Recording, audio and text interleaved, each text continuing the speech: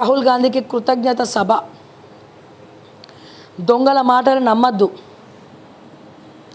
సవాళ్ళు విసిరి పారిపోతారని తెలుసు.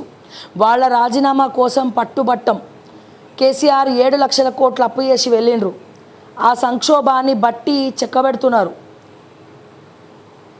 చక్కబెడుతున్నారా ఇంకెవరైనా చక్కబెట్టిస్తున్నారా వెనకాలకెళ్ళి? కేసీఆర్ ఆ సంక్షోభాన్ని బట్టి చక్కబెడుతున్నారు. రుణమాఫీ కార్యక్రమంలో సీఎం రేవంత్. లబ్ధిదారులకు చెక్కుల పంపిణీ. రేపు ఢిల్లీకి సీఎం రాహుల్కి ఆహ్వానం. ఏం ఘనకార్యం? నేను చెప్తున్నా, మీరు మాటికి ఢిల్లీ పోతురు కదా, హైదరాబాద్ గల్లీ వదిలి. మీ సొంత పైసలతోటి వండి, గవర్నమెంట్ పైసలతోటి ఇన్నిసార్లు ఢిల్లీ పోతే మాత్రం ఎవరం ఒప్పుకో. ఇప్పుడు ఆ ఊరికి ఈ ఊరు ఎంత దూరమో, ఈ ఊరికి ఆ ఊరు అంతే దూరం.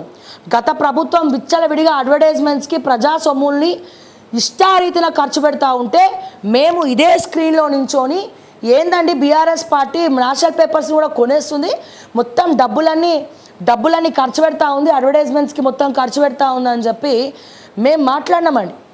ఇప్పుడు ఇదే ప్రభుత్వాన్ని నేను క్వశ్చన్ చేస్తున్నా. అప్పుడు పీసీసీ అధ్యక్షుడు ఉన్నప్పుడు రేవంత్ రెడ్డి గారు కూడా ప్రెస్ మీట్ పెట్టి ఈ ప్రజల సొమ్ము అడ్వర్టైజ్మెంట్ పాలు చేస్తున్నారని చెప్పి ఇదే రేవంత్ రెడ్డి గారు పీసీసీ అధ్యక్షుడుగా ప్రెస్ మీట్ పెట్టి మాట్లాడిండ్రు. మరి ఇప్పుడు గదే అడ్వర్టైజ్మెంట్లు మరి మీరు కూడా చేస్తున్నారు కదా, అంటే వాళ్ళు చేసినట్టే మీరు చేస్తున్నారు. ఇంకా తేడా ఏముందని అడుగుతున్నారు రేవంత్ రెడ్డి గారు, ముఖ్యమంత్రి గారు. ఇంకా తేడా ఏముంది? మీరు కూడా ప్రజల సొమ్మును నాశనం చేస్తూ ఉన్నారు, మీరు కూడా ప్రజల సొమ్మును వాడుకుంటా ఉన్నారు, మీరు కూడా ప్రజల సొమ్ముతో ఐఎన్పిఆర్లో డబ్బులు వృధా చేస్తూ ఉన్నారు. ప్రతి పేపర్కి ఇష్టం వచ్చినట్టు అడ్వర్టైజ్మెంట్స్ ఇస్తూ ఉన్నారు ఫ్రంట్ పేజీలలో. మరి అప్పుడు మీరు క్వశ్చన్ చేసినప్పుడు ఇప్పుడు మీరు సవరణలు చేసుకోవాలి కదా. గత ప్రభుత్వం చేసినట్టు మీరు చేయొద్దు అన్నప్పుడు మీకు కొద్దిగా మరి కొంచెమన్నా ఆత్మపరిశీలన చేసుకోండి. మీరు మాట్లాడినరా లేదా? నేను మాట్లాడుతున్నా, అప్పుడు మాట్లాడినా తప్పని చెప్తున్నా, ఇప్పుడు కూడా తప్పని చెప్తున్నా. అండ్ అదే రకంగా మీ సొంత పైసలతోటే ఫ్లైట్ టికెట్లు బుక్ చేసుకొని పోండి. మీ సొంత పైసలు ఏవైతే ఉన్నాయో మాటికి ఇన్నిసార్లు ఉప్పుకుంటా ఢిల్లీ పోతురు కదా, సో మీ సొంత పైసలు ఏవైతే ఉన్నాయో వాటితోనే మీరు ఫ్లైట్ టికెట్లు బుక్ చేసుకోండి రేవంత్ రెడ్డి గారు, ముఖ్యమంత్రి గారు అని చెప్పి నేను రిక్వెస్ట్ చేస్తూ ఉన్నా.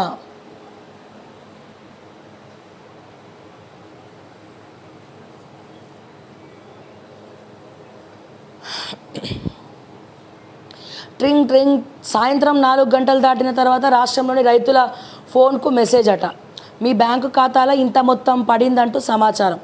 అంతే, దాదాపు 11 లక్షల మంది రైతుల ముఖాల్లో ఆనందం.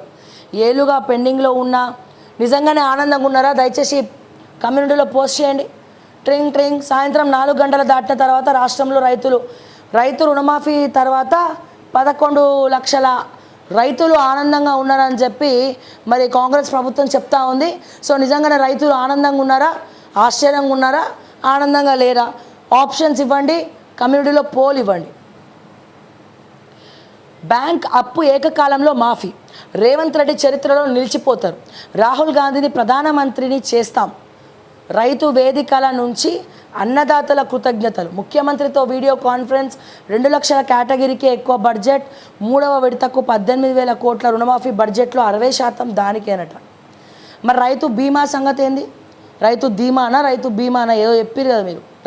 రైతు భరోసా, రైతు బంధును రైతు భరోసా అన్నారు. 5,000 రూపాయలని ఏకంగా 15,000 రూపాయలు చేసారు. మరి గవి ఎప్పుడు పడతాయి అకౌంట్లో? గది కూడా చెప్పండి. Okay, point number 2.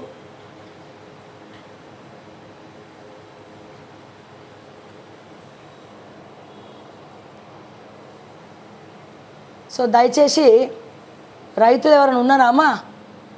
రైతు రుణమాఫీ అయినటువంటి రైతులు ఎవరైనా ఉన్నారా?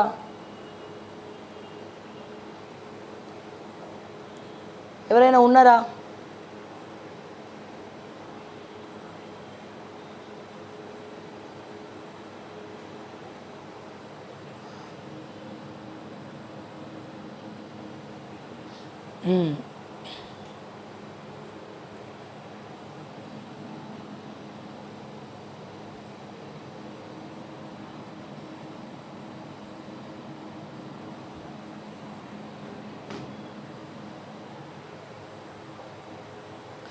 పాలమూరు రంగారెడ్డిదే పెద్ద పద్దు.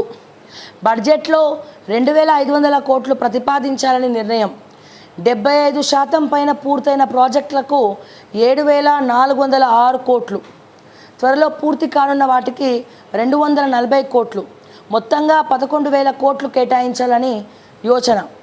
కొడంగల్ ఎత్తిపోతలకు తక్షణమే టెండర్లు, డిజైన్లు సిద్ధం చేస్తూనే టెండర్లను పిలవాలని రేవంత్ రెడ్డి ఆదేశం. ఇకపై 3-4 వారాలకోసారి సీఎం సమీక్ష. ఫస్ట్ ప్రజా దర్బార్కి రమ్మనండి, తర్వాత సమీక్షలు నిర్వహించమని చెప్పండి.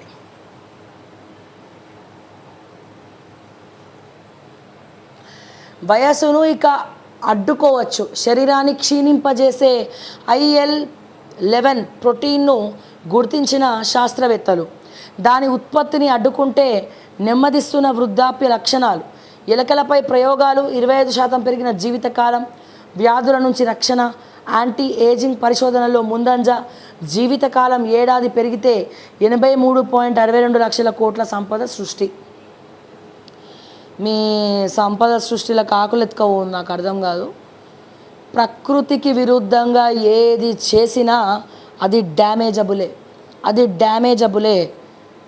ఖచ్చితంగా నిజంగా యవ్వనం కాపాడుకోవాలి, ఏజింగ్ ఉండద్దు అంటే ఫస్ట్ మనిషి పక్కన పెట్టాల్సింది స్ట్రెస్సు, చేయాల్సింది ఫిజికల్ ఎక్సర్సైజు, తీసుకోవాల్సింది మంచి ఆహారం.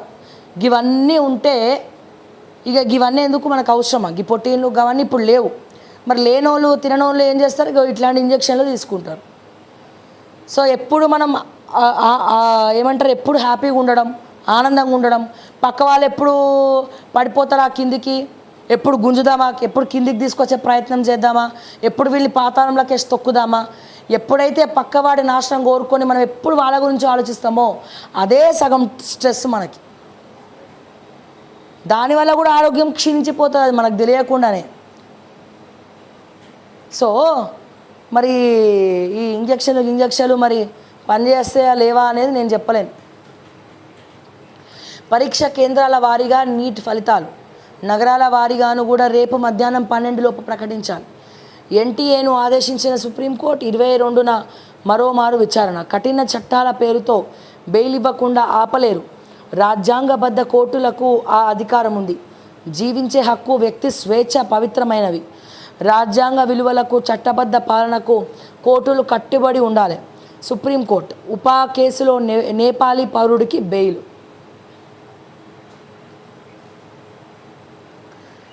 చిన్నారులపై కుక్కల దాడి, హైకోర్టు ఫైర్. ప్రభుత్వం GHMC పరస్పర ఆరోపణలు తగవు, పరిష్కారాలతో రావాలి. యానిమల్ బర్త్ కంట్రోల్ కమిటీ ప్రభుత్వానికి ఆదేశాలు.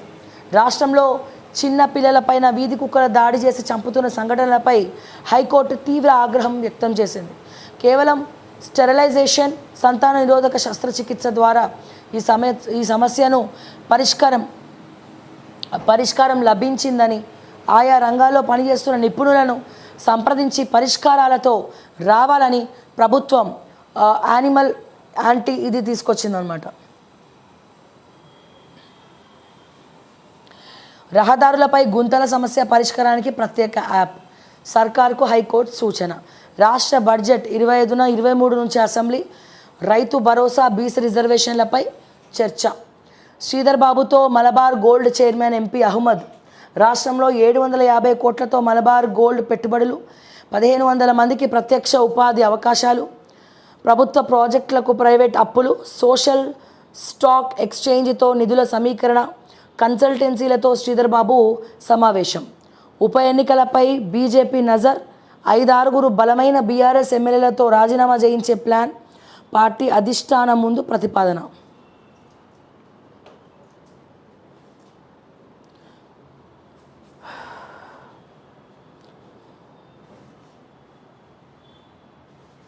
వాగుతో పెద్ద డేంజర్. భద్రాద్రి జిల్లా అశ్వరావుపేటలోని పెదవాగుకు భారీ వరద. నారాయణపురంలో 2 వాగుల మధ్య